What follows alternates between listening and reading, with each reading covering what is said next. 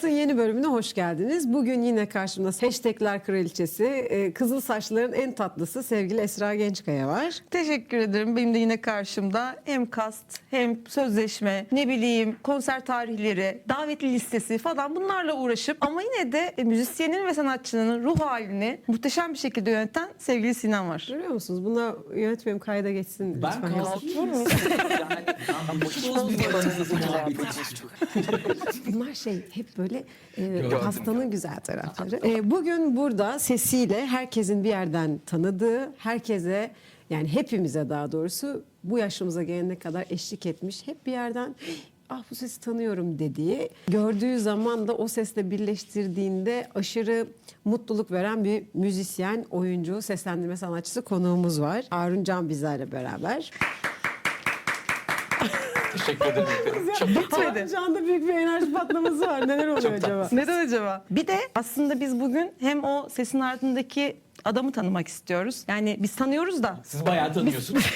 Biz tanıyoruz da. Yani hem oyunculuk, hem müzik, hem seslendirme bu üçgen içerisindeki Harun Can'ı biz ekstra merak ediyoruz. Bildiğimiz tabii ki çok şey var ama artık konuklarımıza da, Çünkü seyircilerimize de bunları anlatacağız. Şöyle bir şey de var. Biz kendi aramızda tabii seslendirmeyle ilgili maksimum yapabildiğimiz şey sinirlendiğimiz zaman çıkabilmek ya da işte böyle duygusal anlarda o yürütebildiğimiz hallerde, ama sen karakterlere can veriyorsun. Yani bambaşka duygulardan bambaşka duyguları sürüklüyorsun. O yüzden sana bugün birkaç sorumuz var. Seni burada ağırlamak bizim için çok mutluluk verici. Hoş geldin Harun Çok Can. teşekkür ederim. Hoş İyi geldin. ki varsınız. Çağırdığınız için çok teşekkür ederim. Açıkçası buraya böyle bir program çekmeye gelmedim. İki çok sevdiğim dostum beni çağırdı. Sizi görmeye geldim. Dolayısıyla siz konuşabilirsiniz, ben dinleyebilirim. Şöyle Seve dinle seve yani dinleyebiliriz. Biz Harun dinliyoruz böyle. Hiç o şeyin moduna Kadrajdan geçemeyeceğim. Yani hani program çekme durumu vardır ya, böyle efendim merhaba falan. Yok abi, bugün o çok zor benim için. Evet ama biz de öyleyiz. Yani gelen konuklarımızla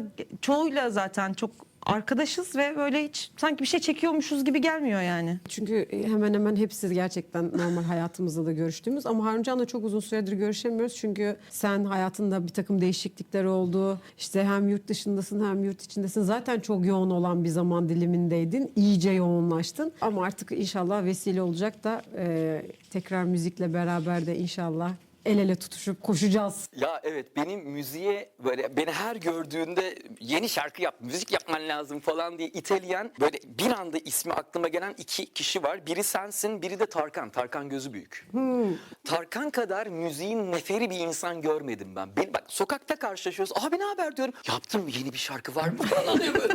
Muhteşem bir insan. Çok seviyorum onu. Ama çok kıymetli bence. Tabii bu yetenekle alakalı. Ben öyle bir yeteneğim olsa diyorum ki ben neler yapardım ya. Ve sizi görüyorum. Yani şimdi bir sürü şey yapabiliyorsun ama müziği yaptığın zaman bambaşka. Zaten sorulardan biri. Hatta yeri gelmişken sorumu da sormuş olayım. Oyunculuk, seslendirme ve müzik. Bunların üçü de aslında senin hayatında büyük taşlar benim gördüğüm dünyada. Bunlardan en iyi seni Harun Can olarak ifade eden şeyin bana kalırsa ben müzik olduğunu düşünüyorum. O yüzden belki de o kadar zorluyorum. Peki senin için nasıl? Bana göre beni en iyi ifade eden şey Harun Can. Benim. Çünkü şöyle bir durum var. Ben yaptığım her işin içinde kendimden böyle bunu buraya koymam lazım ya da burada bunu söylemem lazım dediğim şeyler yerleştiriyorum. Dolayısıyla yaptığım bütün işler aslında benim kendimi ifade ettiğim bir alan haline geliyor. Zaten öyle olmasa muhtemelen bu kadar uzun zamandır yapamazdım. Yani insan tükenir. 35 yılı geçen bir kariyer var ve bu kariyerde ben her gün günde 16 saat falan çalıştım, yeri geldi. Şu anda hala mesela kafamın bir tarafında yapacağım bazı işler dönüyor.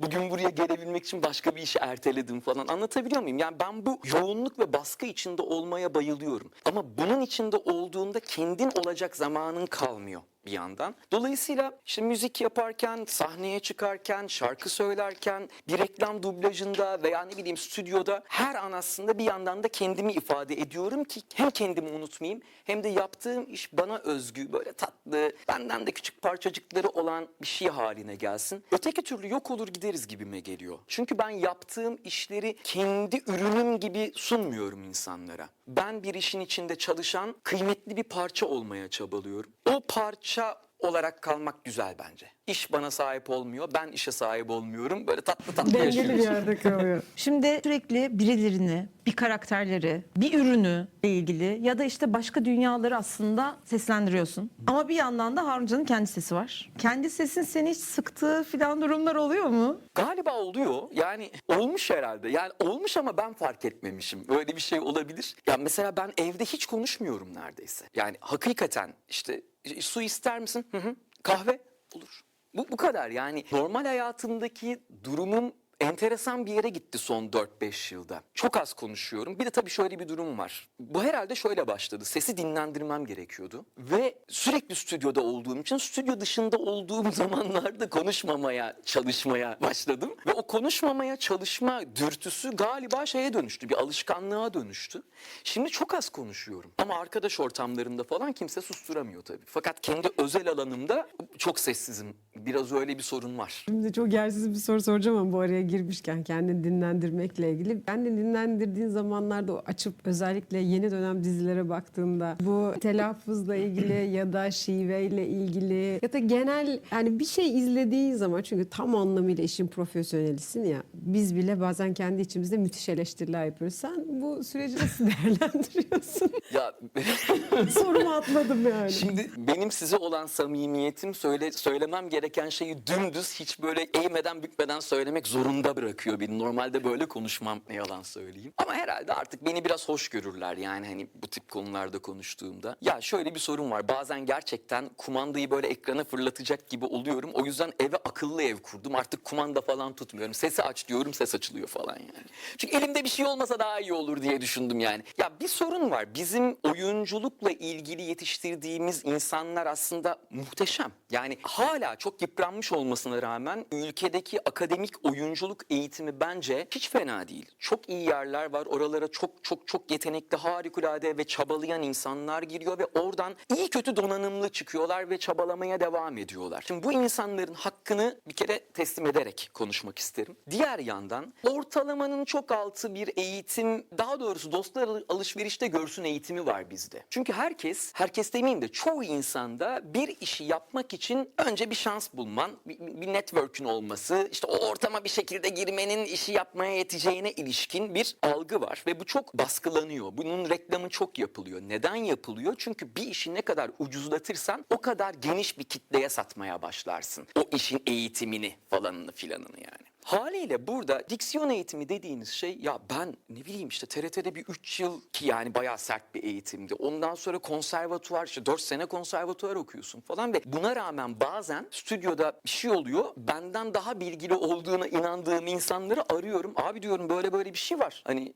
nasıl söyleyelim bunu, nasıl tonlayalım? İşte bana böyle telefonda şöyle falan diyor böyle. Tamam diyorum, kapatıyorum telefonu. Ya benim gece 2'de aradığım insanlar var böyle. Evde çalışıyorum. Bir yerde takılıyorum. O anda güvenilir bir kaynak da bulamıyorum. İşte YouTube'da orada burada. Açıyorum telefonu. Ya of ya falan diyor. Canım uyuyor çünkü yani. Ya bizde televizyondaki işlerde özellikle çok hızlı üretildiği için muhtemelen ve çok hızlı tüketilmesi beklendiği için özen diye bir şey kalmadı. Özenli insanlara da pek yer kalmadı gibi görüyorum. Çok böyle yerli dizi falan izleyen bir insan değilim. O yüzden kalalık etmiş gibi olmayayım ama işte arada bakıyorum falan. Ne yazık ki oranın dinamikleri daha farklı bence. Yani orada iyi oyunculuktan ya da ne bileyim işte yetkinlikten önce gelen bazı şeyler var o işlerin içinde. Galiba ben bu yaşımda biraz dinozor oldum. Biz bunu kabullenemiyoruz. Ama yani ben bunu reklam kuşaklarında da görüyorum. Yani reklam dublajlarında da görüyorum. Şimdi bir reklam filminde 3 defa profesyonel sözcüğü geçiyorsa ve reklam dublajını yapan arkadaşım profesyonel diyorsa marka için çok büyük bir sıkıntı var orada. Çünkü izleyenin algısına markanın söylediği sözü bile çok da emin olmadan söylediğini anlatmış oluyorsun. Bu bence çok riskli bir şey. Biz çok garip bir iş yapıyoruz. İşimi övmek için söylemiyorum bunu ama sorumluluğunu bilmen gerekiyor yani bu işte. Biz genelde bir işin son noktasında duruyoruz. Artık o iş sana hani kusurlarıyla ya da ne bileyim muhteşem taraflarıyla gelmiş oluyor. Son noktada herkes sana bakıp diyor ki senden sonra yayına çıkacak olabilecek en iyi şeyi yap. Şimdi burada gece uyumamıştım, sabah işte sevgilimle tartıştım, bugün de hiç keyfim yok falan. Öyle bir şansın yok. Ya da ben işte burada emin değilim, böyle miydi? Emin olacaksın. Şansın Çalışmış yok. olacaksın ve çalışmış olacaksın zaten. Çünkü şöyle bir durum var. Şurada bile şu an bu odada 7-8 kişi var. Bu kadar insan emek veriyor şu içerik için. Benim çalıştığım işlerde ya bazı işlerde 10 bin, 20 bin kişi çalışmış oluyor. Bazılarında 100-200 kişi. Fark etmez. Bir kişi bile çalışsa benim onun verdiği emeği olabilecek en iyi yere gidecek şekilde değerlendirmem lazım. İster dublaj yapayım, ister çay taşıyayım. Hiç fark etmez yani. Biraz şey diyorlar bana işte aşırı önemsiyorsun falan. Abi sen niye önemsemiyorsun? O yüzden de sen Haruncan oluyorsun işte yani. Bugün bile gelince genç arkadaşlarım var burada bize eşlik eden. Haruncan bugün Allah Allah diyorum yani çok ilginç bir bu şey, çok gizemli. Daha doğrusu tılsımlı. Yani sesin yaratmış olduğu gerçekten o titreşimin buralara kadar varıyor olması bence harika. Müthiş bir şanslıyım. güç yani. Vallahi çok şanslıyım. müthiş bir güç. Tebrik ederim. Yani bir sanatçı için, ya kendime sanatçı demiş olmayayım da ya benim yaptığım gibi işler yapan biri için yaşarken bu kadar kıymet gördüğüne tanıklık etmek inanılmaz. Bazen öyle şeyler oluyor ki benim kendimle barışmamı sağlıyor insanlar. Onlar sayesinde sabah kendimden nefret ederek uyandığımda kendimi seviyorum, sevebiliyorum. Bir tık çok teşekkür ederim, minnettarım. Hüzünlendim şu anda. Ya niye öyle oldu? Hiç böyle hayal etmemiştim. Olmuyor mu ama? Hepimiz olmuyor. Oluyor, Sabah oluyor. böyle saç baş Oluyor, darmadan oluyor. rezil bir halde kalkmıyoruz. Ya bugün de uyandım falan olmuyor mu hiç? Oluyor, kesinlikle öyle. Pardon Esra'cığım, demin araya girip Yo, senin yo, sorunu da hiç böldüm. Buyurun hiç lütfen sıkıntı devam değilsin edin. de. Ben de sohbet gibi yürüyorum, kusura Zaten bakmayın. öyle, zaten öyle. Biz aralarda böyle sana sorulması gerektiğini düşündüğümüz ya da insanların merak ettiği şeyleri soruyoruz. Yoksa biz zaten sana dair her şeyle ilgili çok okeyiz. Peki zaten. sesinle ilgili en sevdiğin kısım neresi? Kendi sesinle ilgili. Bu aslında seslendirme yaparken ki bir avantaj olabilir ya da işte ya bu keşke böyle bir sesim olmasaydı gibi bir şeyin var mı? Neyi değiştirmek isterdin ya da kendi sesinle ilgili? Sesimle ilgili hiçbir fikrim yok. Şöyle söyleyeyim, ben ne yapabileceğimi öğreniyorum hala. Yani yaklaşık işte 40 yıla yaklaşıyor iş hayatım. Ne yapabileceğimi öğreniyorum. Hem kendimle hem bu işte bedenle, sesimle, şununla. Ve bu güzel bir şey benim için. Çünkü merak ediyorum. Çok merak ediyorum yani. Şu anda anlatsam, ya içeride sohbette çok bahsetmedim. O kadar farklı alanlarda, o kadar garip şeylerin peşinde koşuyorum ki bir yandan. Hiç sanatla ilgisi yok yani. İşte toprak tasarım, güneş enerji sistemleri, enerji depolama, işte 3D baskı teknolojileri falan bir sürü. Çok hoşuma gidiyor. Sesimle ilgili şunu seviyor olabilirim. O da ses değil ya, galiba bilinç. Ben bir şey anlattığımda kendimi dinletebiliyorum. Bu çok hoşuma gidiyor. Konuştuğumda birine iyi hissettirebiliyorum. Bence hayatta çok büyük bir ödül bu. Çünkü bazen şunu yaşıyorum, böyle bir işte ne bileyim ifte oturuyorum. İfin ön tarafında oturmayı çok seviyorum ben. Ya görüyorum orada biri böyle masaya şöyle koymuş. Ya sıkılmış, bir derdi var, bir şey var yani. Bir de şöyle bir şansım var. Ya ben artık bu toplumda herkesle konuşabiliyorum. Ya bundan büyük bir ödül olabilir mi? Çünkü biriyle ya falan oluyor. Bir yerden tanıyacağım ama. Herkesle samimiyet kurabiliyorum çünkü zaten bu sesi duymuş oluyor, yani çocukluğu boyunca duymuş oluyor. Gidiyorum mesela, abi ne haber diyorum, keyfin nasıl? Nasılsın yapıyorum böyle falan. Adamın modu değişiyor, tamam mı? Ya bir anda böyle şey oluyor, mutlu oluyor ya da en azından o an içinde bulunduğu o neyse artık o durum, oradan bir an çıkıp böyle diye şaşırıp gülümsüyor. Epik tiyatroda vardır ya böyle yabancılaştırma efekti. Onun gibi bir şey. Onu o içinde bulunduğu fanustan çıkartıp bir anda onu böyle gülümsetip bırakabilmek acayip değerli. Bence sesimin bu tarafını çok seviyorum. Peki müzikle ilgili ne yapacağız şimdi?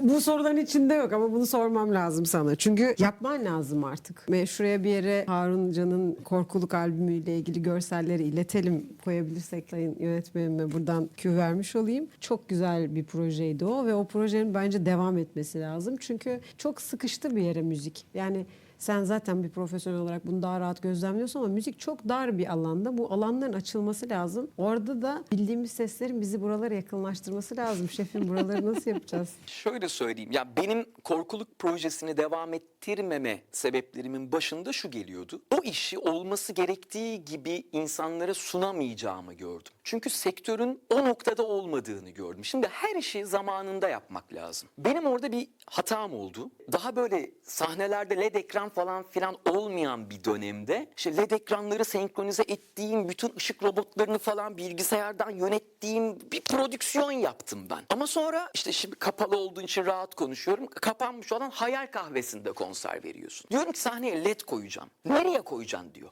Haklı, yer yok. Ama onu öyle yapmadığın zaman da hiç oluyor. Yani bir Tim Burton filmini düşün. O Tim Burton atmosferinde bir ortama, ne bileyim işte böyle gayet standart takım elbiseli bir adam ya da bizim Anadolu'dan getirdiğim bir abi kendi yerel kıyafetiyle koysan şimdi hani tutar mı birbirini? Tutmuyor tabii yani. O da tutmadı, tutmazdı o şekilde.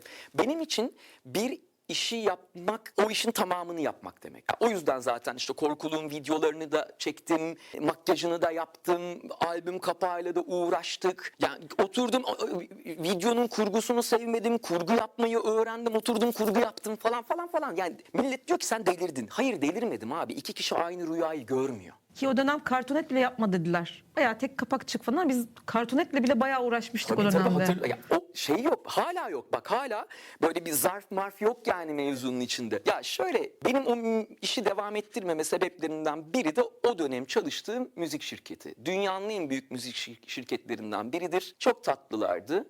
Fakat bence müzik işi konusunda yapmaları gerekeni yapmadılar. Ben de şöyle bir insan değilim. Eğer bir iş bölümü varsa ben herkesin üstüne düşen şeyi tam olarak yapmasını beklerim. Yapmadıklarında onları dürtmem. Ya da tepelerinde böyle bıdıklamam yani. Hani hadi yapmam. Yapmıyor mu? Okey, yapmıyoruz. Çok basit. O yüzden çoğu işimi tek başıma yaparım. Mantığım budur yani. Çok uzun bir zaman müzik sektörünün içinde bir işi var etmek için tanımadığım ama genelde bu şekilde çalıştığını bildiğim, bir şeyin kolay tüketilebilir olması işine gelen insanlarla bir arada olmam gerektiğini fark ettim.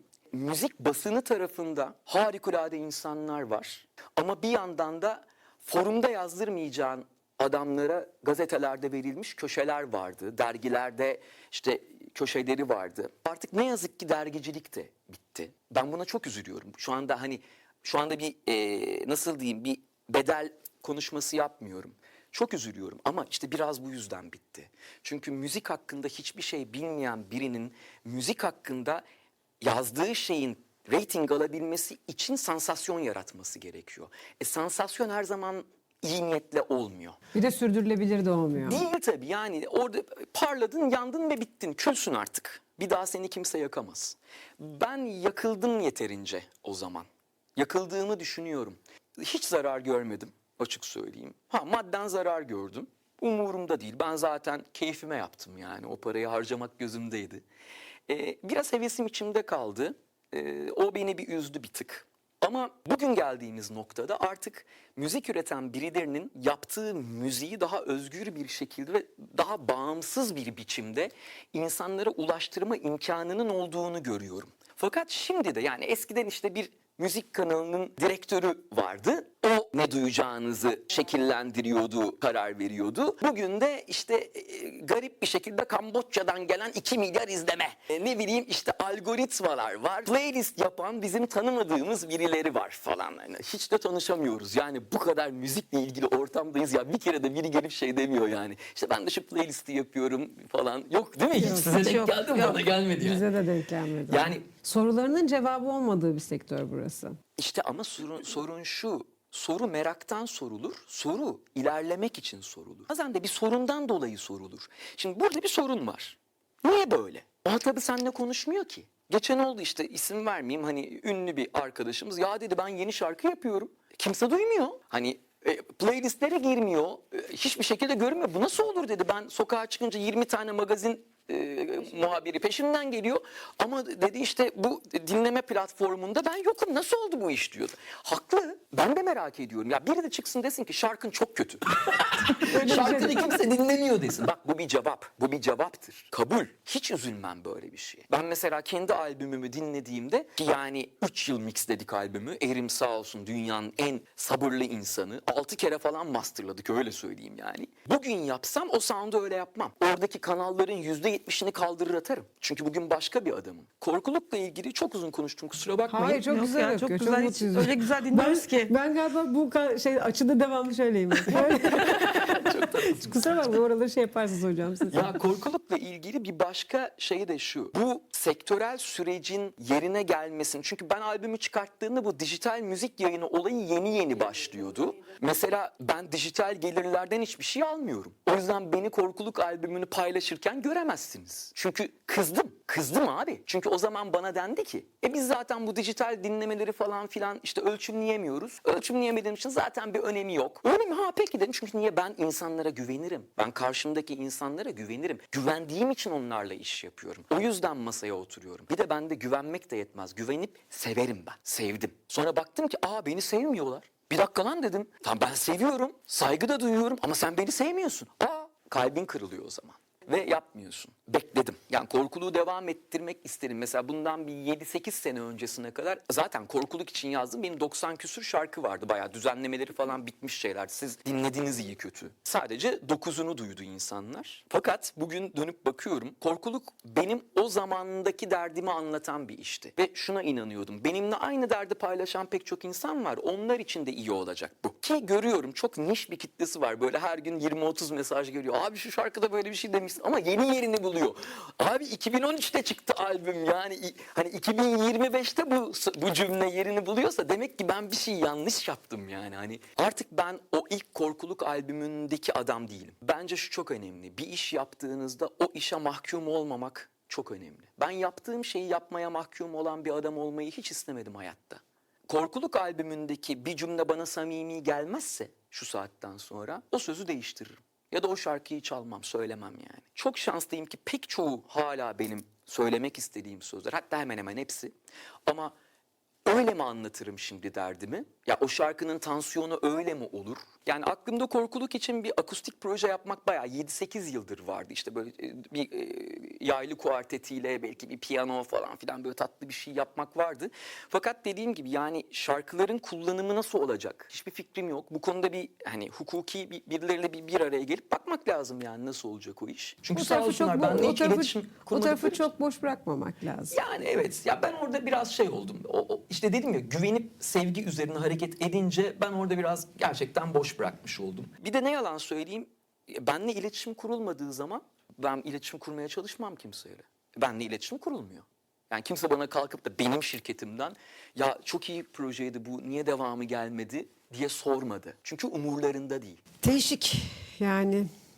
Şanssızlık biraz. Yo. Seninki değil, onlarınki. Yani çok ciddi bir şanssızlık. Çünkü zannetmiyorum ki koca bir markanın kendi içinde herkesin bu kadar zarafetten uzak olduğunu. Yani belli dengeler, belli kaygılar olmuştur, belli kayıplar olmuştur ama insan yani dediğin gibi şeyde haklı buluyorum. Bu sohbetlerimizde hep oluyor. Abi telefon etme bana dön. Evet yani ya da değişen teknolojiler varsa bununla ilgili de beni bilgilendir. Aslında bu şu anda meslek birliklerinin de konuştuğu bir şey. Belki birazdan konu da açılır onunla ilgili ama mesela şu anda yapay zeka ile ilgili çok ciddi bir sıkıntı var. Telifleriyle ilgili özellikle. Her yer çalkalanıyor.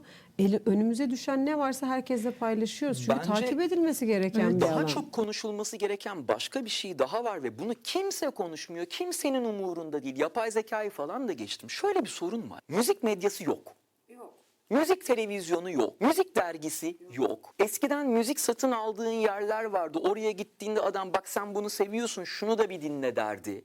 Bu abiler ablalar yok. Onların yerine şunlar var. Dinlemeyeceğim bir şarkı daha var mesela. Hayır sorun Bunlar şu. var. Bütün bunların kaybolduğu bir zamanda yani müzik işinin ifadesini bir şekilde ortaya koymanın hiçbir enstrümanının kalmadığı bir ortam. Mesela talk show programı yok televizyonda.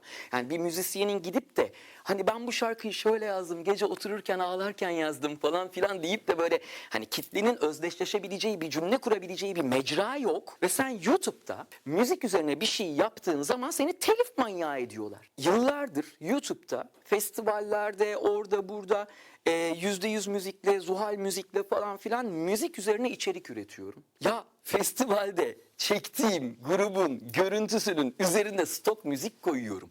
Çünkü o da bilmiyor bana o müziğin hakkını nasıl vereceğini ya da abi ben onunla uğraşamam ki. Şimdi düşünsene bir videoda 20 ayrı müzisyenin şeyi var. Onlarla ben röportaj yapmışım bilmem ne bir sürü bir şey. Bir de onu toplamaya uğraşıyor. Bir de evet bunun peşine koşuyorum. Rick Beato en son işte artık adam çıldırdı. YouTube'da takip ediyor musunuz bilmiyorum. Hani Amerika şu anda bu konuda çok karıştı. Yani müzik üzerine içerik üreten herkes çıldırdı. Ya ben bir gün kendi yayınımda, kendi canlı yayınımda kendi şarkımı Yayınladığım için. hayır onu da yapmadım. Yapmıyorum. Biliyorum telif yerim. Elime gitarı aldım. Kendi şarkımı böyle 30 saniye çaldım. Koydum gitarı kenara. Tak telif geldi. Çıldırırsın. Bak şarkıyı ben yazdım, ben düzenledim, ben kaydettim, parasını ben verdim, videosunu ben çektim. Aslında bir yandan iyi bir şey söylediğin. Yani Evet, telif hakları bir için yandan bir evet. yandan iyi. Ama Ama- şu konuda haklısın, evet. Mecranın olmuyor olması büyük, yani herhangi bir eserini tanıtabileceğin, kendinle ilgili ya da müzisyenin kendini anlatabileceği hiçbir yerin olmuyor olması, bu dar alan Şimdi biraz sıkıntılı. Şöyle Bu bir sorun konuda var. haklısın. Mesela YouTube'da özellikle adil kullanım diye bir şey var. Muhteşem. Bunun varlığı bile harika. Ya da sen itiraz ediyorsun falan. Ama bunların hepsi insanı geren şeyler. Bu münakaşa demek. Ya ben senin için bir şey yapıyorum. Ben senin işini senin hiç ulaşamayacağın bir kitleye belki de göstermeye çabalıyorum. Ya mesela metal müzik. Beni YouTube'da takip edenlerin belki %5'i metal müzik dinliyordur. Ben bir Murder King konserinde gösterdiğim mesela bazı şeyler de var. Örneğin bir sanatçı albüm kaydetmiş. O albümü kaydettiği şirket kapanmış. Hiçbir şekilde ulaşılamıyor. Ama hala sana tak diye telif geliyor çalarsan. Bunu bilemiyorsun, deneme şansın da yok. Yayın yapıyorsun, video yayınlıyorsun. Video yayına çıktıktan sonra geri çekip editleyip koyamazsın. Algoritma perişan olur. Orada kesip biçebiliyorsun YouTube'un içinde. O da videonun bütünlüğünü mahvediyor. Yani burada ciddi bir sorun var. Dünyada 4-5 tane büyük, bütün dünya müziğini yöneten şirket var. Buradan kendilerine sesleniyorum. Artık kaç kişi izler bilmiyorum. Bence müzik medyasının kaybolduğu, MTV'nin bile kapandığı bir zamanda buna ihtiyacımız var. Evet.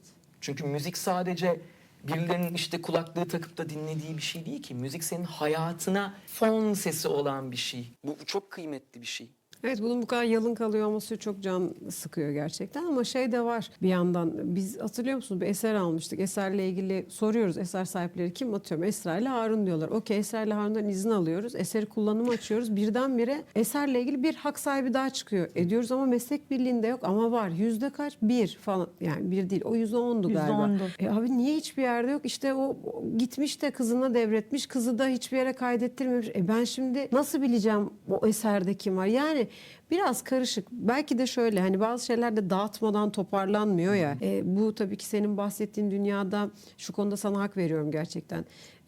Müthiş bir özveri, müthiş bir başka bir şey besleme çabası, bu okey, ama kötüye kullanan da acayip bir tayfa var. Düşünsene, senin sesini alıyorum ben kendi programımda, senden izinsiz kullanıyorum ve bunu kar amacı güderek yapıyorum. Şimdi bu da çok tuhaf. Dolayısıyla teliflendirme başlı başına alınıp düşünülüp konuşulması gereken bir hikaye. Özünde şuna geliyorum, az evvelki soruyla bağlayacağım noktada.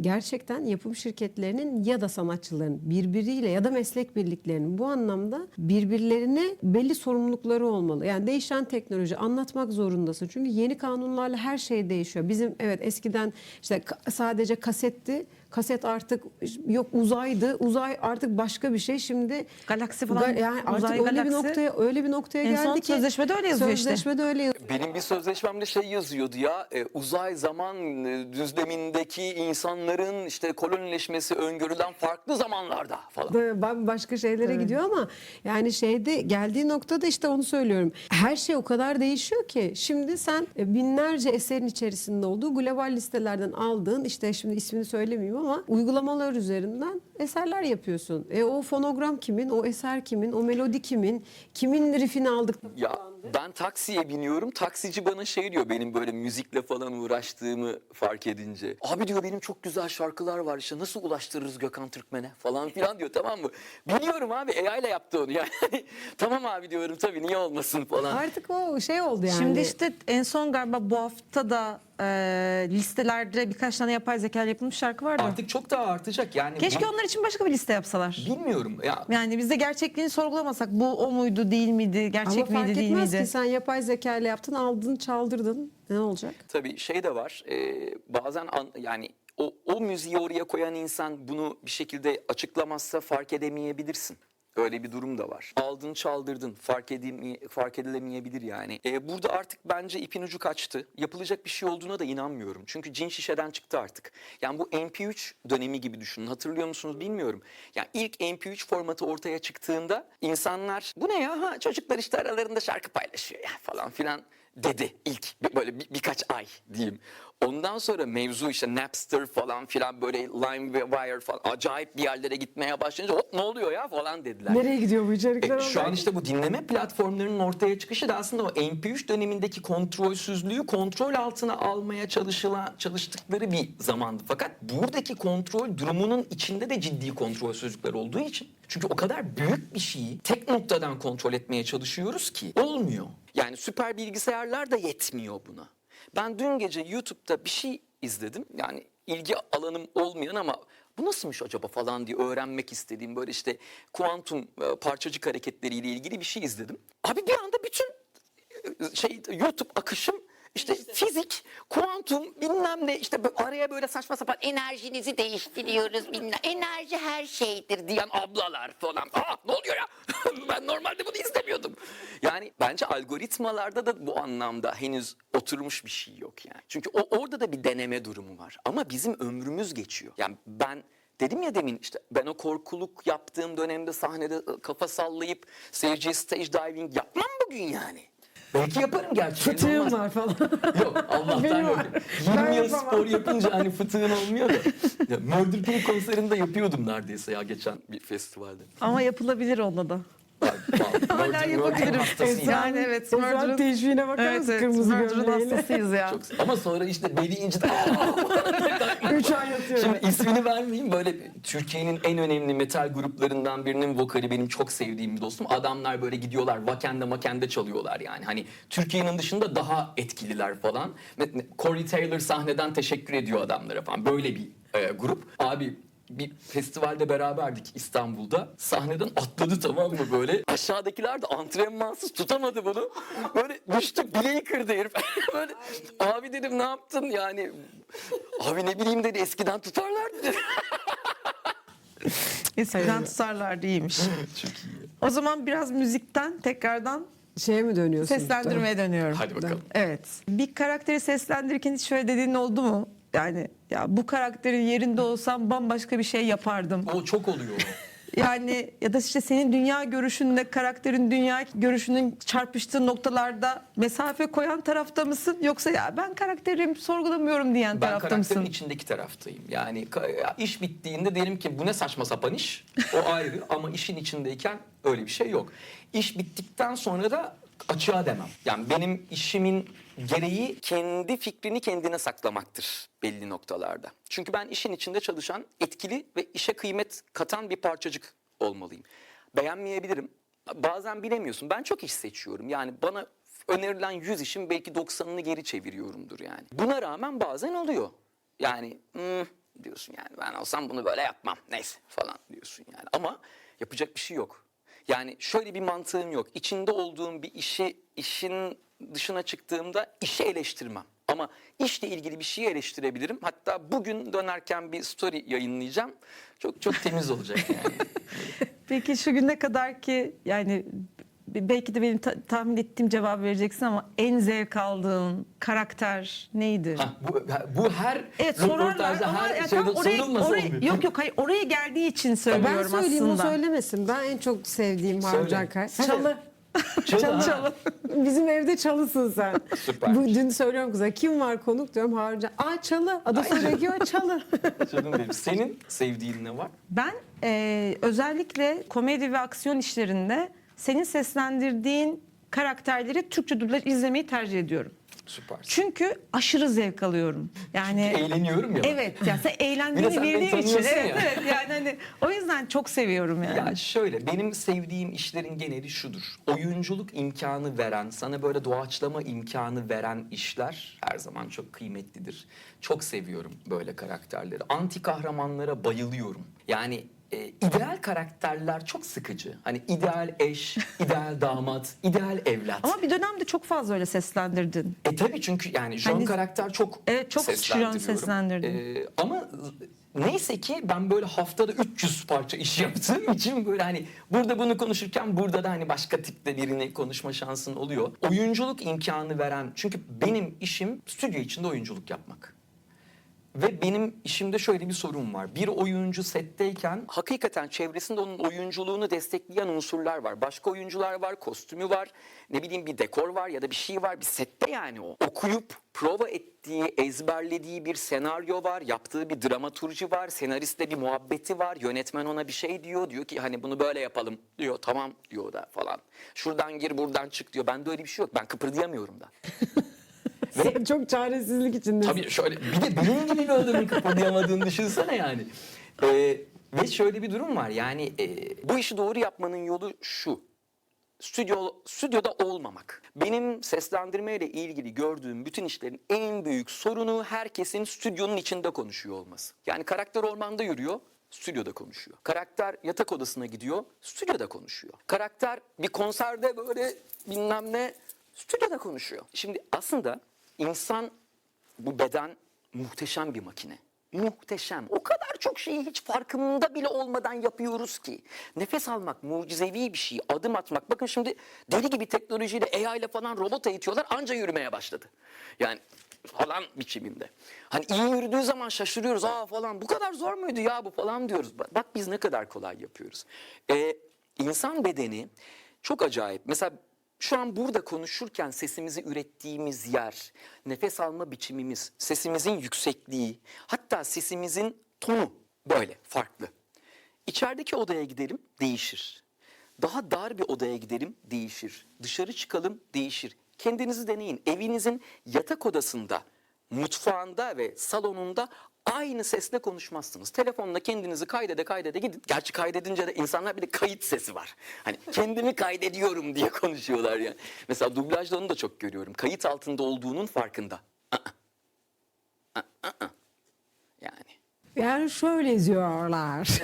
Öyle bir Türkçe de yok. Yani ben ona da mesela Var, çok kuruluyorum. yönetmenim. Bir de ya, tabii ki ekoller var, dönemler var. Mesela 80'lerde geliyorum, yapıyorum falan. Bu vardı. Ben de yaptım. Yani 80'lerde çalışırken bunu ben de yaptım. 90'lar geldi, başka bir şey yaptım. Çünkü 90'ların ruhu başka bir şeydi. Ben işimi kitlelere sunuyorum ve benden şu bekleniyor. Ya bu işi zaten işte atıyorum 2 milyon kişi izleyecek. Hadi sen de bir dokun 3 milyon kişi izlesin. Ha ben 1 milyon ekstra koyuyorum falan demiyorum. Şunu diyorum. Abi 2 milyon 1 olsun ama 1 milyon 999 bin 999 olmamalı yani. Dolayısıyla stüdyoda olmamak gerekiyor. Benim albümün vokallerini kaydederken de mesela düşün, ömrüm stüdyoda geçti. Ömrüm mikrofonlarla geçti. Bir gün Erim'le vokal kaydediyoruz. Abi dedim olmuyor yani. Olmuyor. Ben bu şarkıyı böyle yazmadım. Şarkının demosu çok daha iyi. Yani şarkının demosundaki vokaller çok daha iyi. Onu mu alıp koysak dedim şeye. Abi dedi yani hani bayağı sorun var o kayıtta. O zamanlar bir de yani şey de yok böyle bugünkü gibi RX izotoplar, Melodyne'lar falanlar filanlar yok yani. Tamam abi dedim şey yaptık.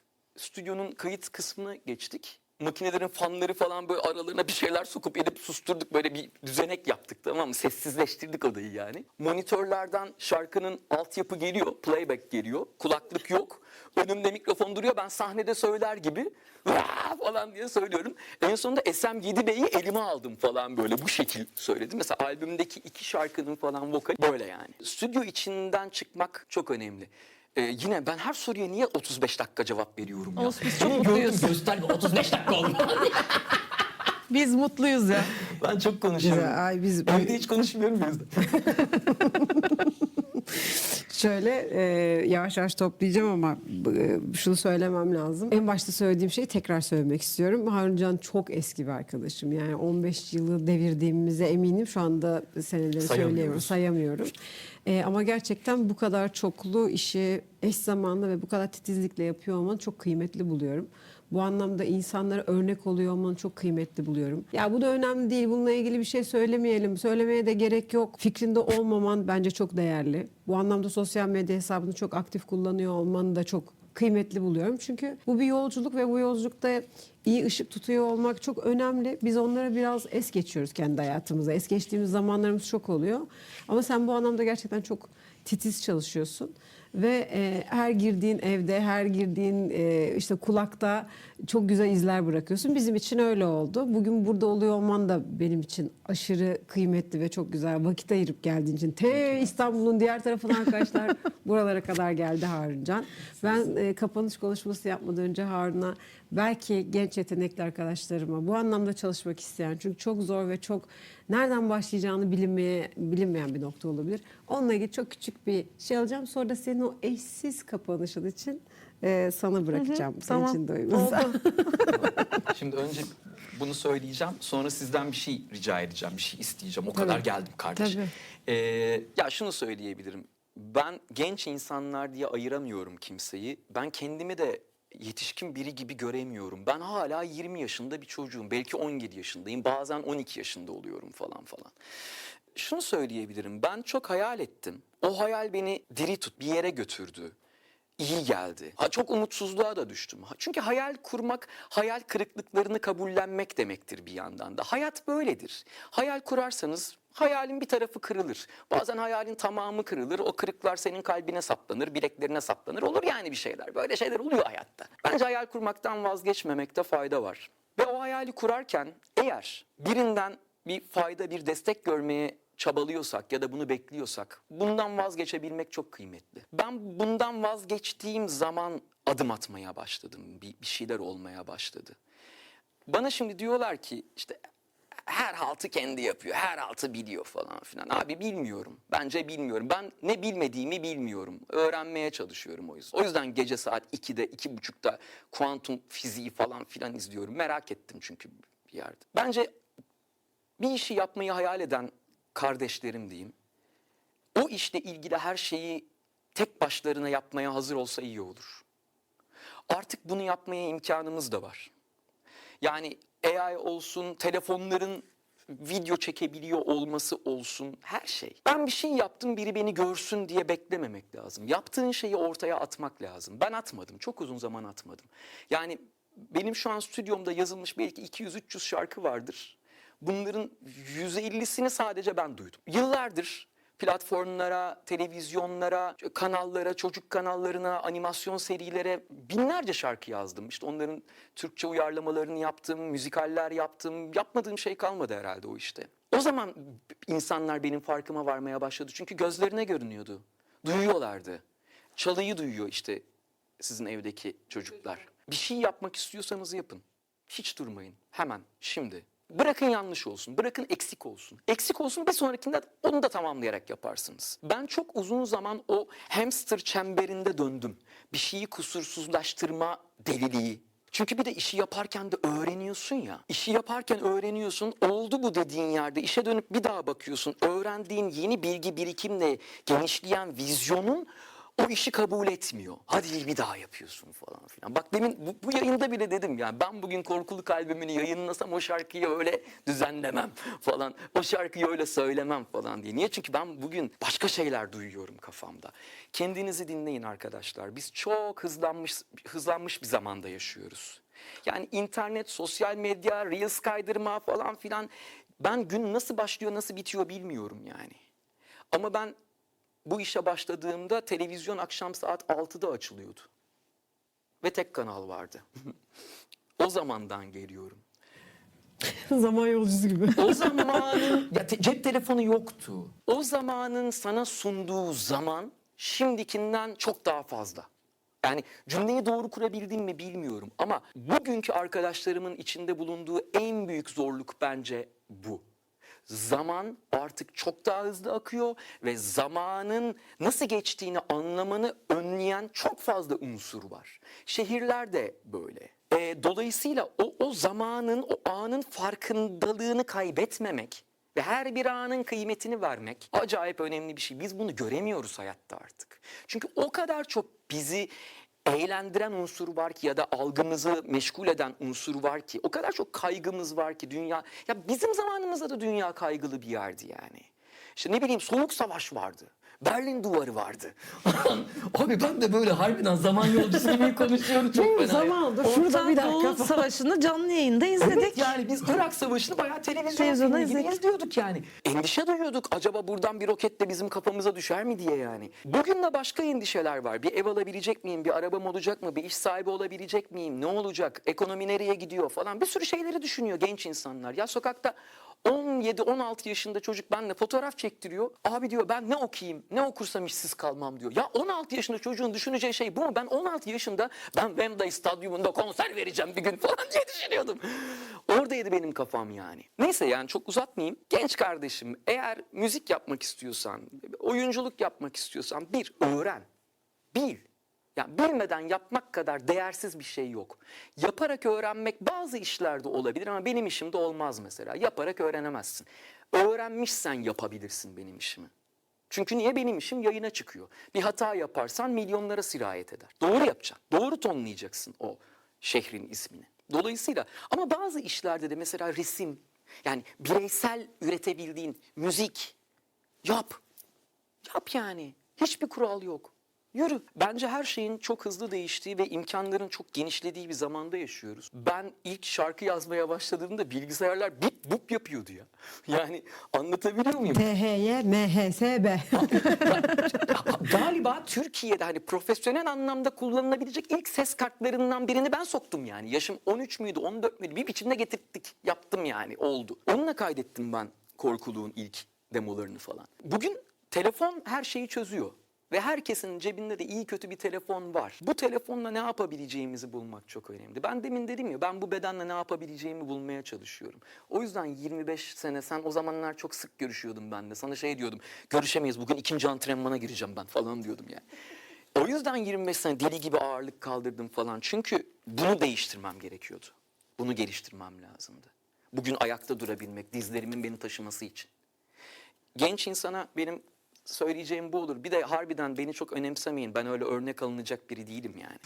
Ben Bizden bir şey isteyecekti. isteyeceğim. O genç arkadaşlar biz olabilir miyiz Tamam, acaba? isteyeceğim. Sizden şarkı isteyeceğim ben. Bayağı gerçekten ben Gökhan'ın bir şarkısı da olur. Her şey olur. Ben sizin bir şarkınızı Müzik söyleyeceğim yapacağız bir gün. burada. Evet. Aa deli. Ben sizin İsteğe şarkınızı bak. söyleyeceğim. Zevkle. Sanki Çok benim kendi istiyorum. şarkımmış gibi. Benim rap olayıma bak. Hatta videosunu falan da burada çekeriz. Bak şu Tamam. köşe harika yani. Tamam. Böyle bir şey Anlaştık. istiyorum. Süpersiniz. Zevkle. Deli misin? Evet, Bu harika. konuyla ilgili buradan yetkililere sesleniyorum. Gökhan Türkmen. Geldim şarkıyı koparttım. Şarkıyı aldık gidiyoruz falan. Bir de maslağı alırsak tamam. Mazda orası tamam. Orası Harun Bey'de. Bunların hepsini çözeceğiz hocam. Konuşacağız diye. Çok teşekkür ederiz. Bugün Canım. bizi kırmayıp gerçekten bu yoğunluğun içinde gelmen bizi çok mutlu etti. Çok seni görmüş olmaktan da tekrar sohbet etmiş olmaktan da çok mutluyuz. Şimdi Esra'cığım eşsiz kapanışını yapmak üzere. Yanında sevgili Harun varken bunu nasıl yapacaksın bilmiyorum. Bilmiyorum, Ama hiç bilmiyorum. Bu sefer ama keşke daha bir- Harun'un açılışını Harun olarak yapsaydım da ona birazcık sinir edeydim. Sinir olmam için. Ben Biraz sana da- sinir olmam. Çok eğleniyorum seninle. Evet. Şimdi bak şu anda heyecan yaptım yani. Beni arkadaşımın Sen yanında istediğin gibi şey heyecanlara... yap, olmadı ben dublajlarım. Aa çok iyi. O zaman şeyi dublajlayalım. Dinliyoruz Dublaj. kesmiyor. Dublaj. Bak çok fena. Orada bir kanadı Evet birkaç bir tane kanadı. şuradan Kanadı süzün. değil. Ne rezil ettiniz beni ya burada Haruncan'ın yanında. Bugün hem kendi hikayenle hem de aslında bütün katmanlarınla buradaydın. Biz seni tanıyorduk ama bence izleyicilerimiz de seni biraz daha derinlerinden tanımış olacaklar diye düşünüyoruz. Çok güzel her şeyi anlattın bize aslında. O yüzden gerçekten fazla söze gerek yok. Çok uzatmıyorum. Biz kat olarak ne yapıyorduk? Dinliyoruz, kesmiyoruz.